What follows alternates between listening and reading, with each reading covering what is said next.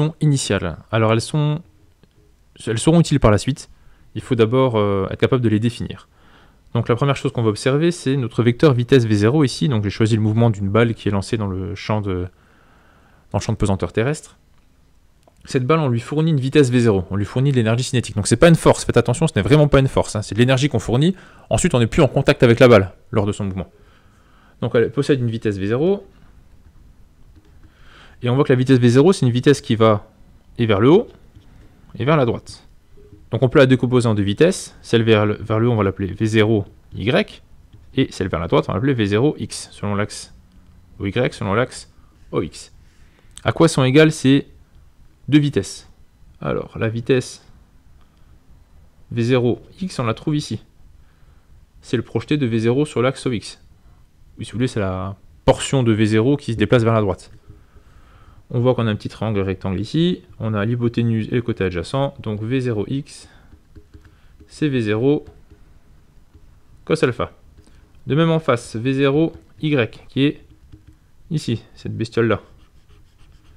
V0Y, on le retrouve aussi là, parce que ce segment-là a la même longueur que ce segment, pour rester dans le même triangle.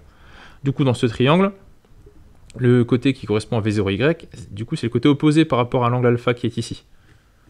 Donc V0Y est égal à V0 sinus alpha.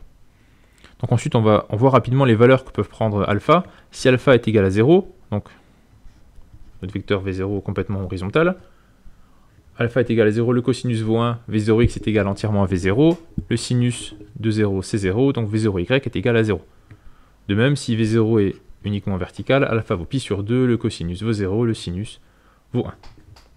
Donc ça, c'est la première condition initiale, ce qui concerne les vitesses. Maintenant, ce qui concerne les positions, on peut regarder l'abscisse à t égale 0 et l'ordonnée à t égale 0. Ce que l'on voit, c'est que l'abscisse à t égale 0 est nulle, on part de l'origine, donc elle vaut 0.